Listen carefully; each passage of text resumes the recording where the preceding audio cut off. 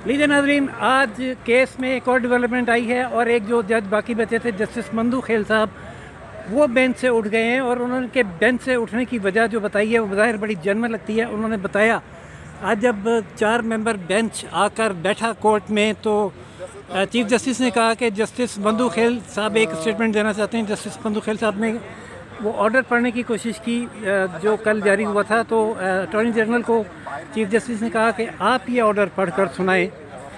Attorney general ने वो मुकम्मल ऑर्डर पढ़ा, जिसके बाद जस्टिस मंदू खेल ने कहा कि मैंने इस पर एक नोट लिखा है और वो नोट ये है कि कल जब ये बेंच टूटा तो हम चैम्बर्स में चले गए और मैं शाम तक इंतज़ार करता रहा, लेकिन शाम तक मुझसे ना किसी ने मशवरा किया, ना मुझे कंसल्ट किया, ना मुझे इतला दी और एक ऑर्डर जारी हो गया। तो ऐसा लगता है कि मैं शायद इस बेंच में मिसफिट हूँ और मेरी राय की ज़रूरत नहीं है। जबकि मेरी ओपिनियन ये है कि जो फ़ैसला हुआ था पिछला,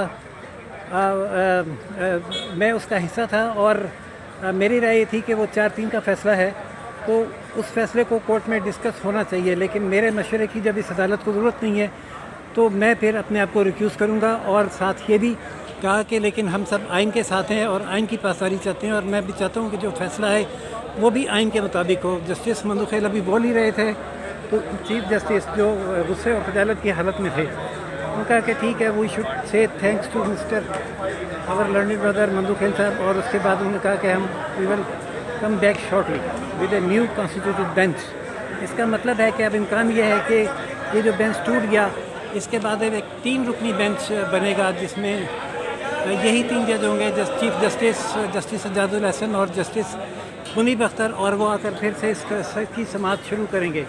लेकिन देखना यह है कि इस समाअत पर हुकूमत का क्या रिएक्शन होता है। तारड़ साहब आए हैं अंदर से, देखते हैं कि वो क्या कहते हैं। हाँ जी, जज साहब, अब नया बेंच आने लगा है, 3 मेंबर बेंच, क्या आप 3 मेंबर बेंच का फैसला कबूल करेंगे? बिस्मिल्लाहिर्रहमानिर्रहीम।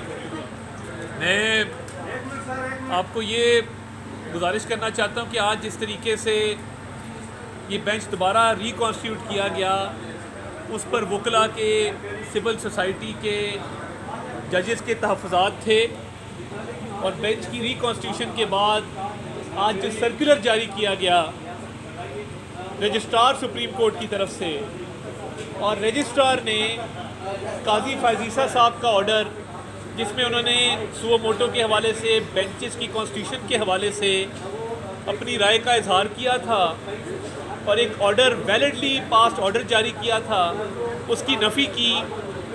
इस हियरिंग से पहले मैं ये समझता हूँ कि ये एक नामुनासिब अमल है कि अब सर्कुलर्स के ज़रिए सुप्रीम कोर्ट के जजेस की ऑर्डर्स की नफ़ी की जाएगी। मुझे जो अब नज़र आ रहा है कि चीफ जस्टिस कॉन्फिडेंस खो चुके हैं सुप्रीम कोर्ट की मेजॉरिटी ऑफ जजेस का। और जैसे जमाल मंदोखेल ने अभी जिस तरीके से ये केस सुनने से माजरत की, उन्होंने कहा कि जो ऑर्डर जारी किया गया जिसमें ये लिखा गया कि जस्टिस जमाल खान मंदोखेल इस बेंच का हिस्सा नहीं बनना चाहते और उसकी वजूहात बयान की गई, तो उन्होंने कहा कि ये ऑर्डर ना तो कोर्ट में पढ़ा गया, ना मेरे सिर पे मशावरत की गई, ना बेंच बनाने के हवाले से दीगर जज साहिबान से मशावरत की गई। तो ये अगर बेंचेस ऐसे ही बनते रहेंगे और ऐसे ही टूटते रहेंगे तो ये इदारे की साख तो ख़त्म होकर रह जाएगी।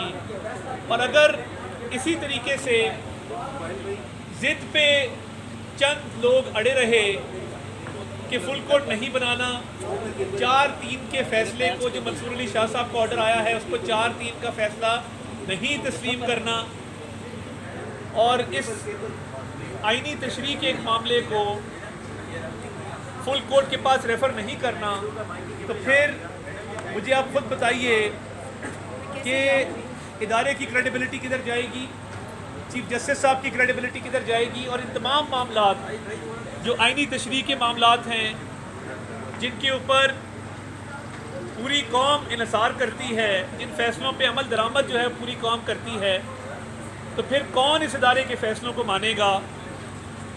चाहिए ये था कि बड़े के तौर पे चीफ जस्टिस साहब तमाम अपने जज साहबान को बिठाते, मशावरत के बाद फुल कोर्ट बनाते, ताकि तमाम पॉलिटिकल पार्टीज़, पूरी कौम उन फैसलों को तस्लीम भी करती।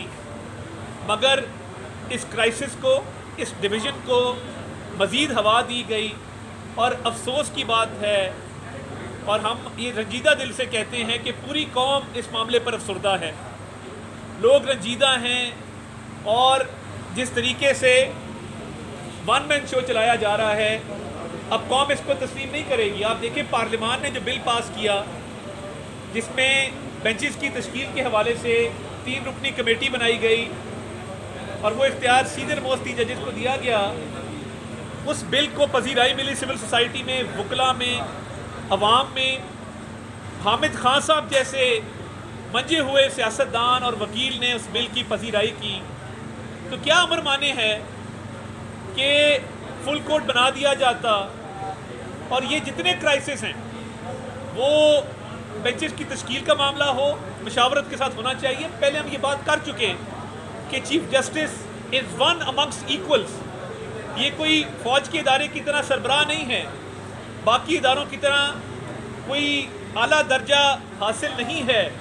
वन अमंगस्ट इक्वल्स हैं, बराबरी की सतह पे हैं। सिर्फ सीनियरिटी की वजह से एक शख्स को चीफ जस्टिस मुकर्रर किया जाता है। तो आज मंदो खेल साहब ने दुखी दिल से ये कहा कि अल्लाह ताला हमारे इस इदारे की हिफाजत करे, क्योंकि पूछे बगैर, मशावरत के बगैर बेंच बनाए जाते हैं, ऑर्डर पास किए जाते हैं।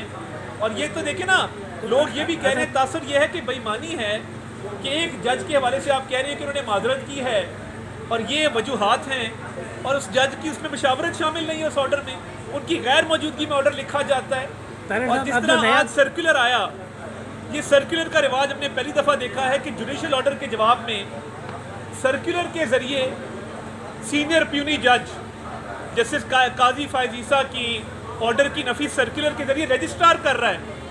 तो देखिए, कौम पहले ही बहुत सारे मसाइल में मुब्तला है।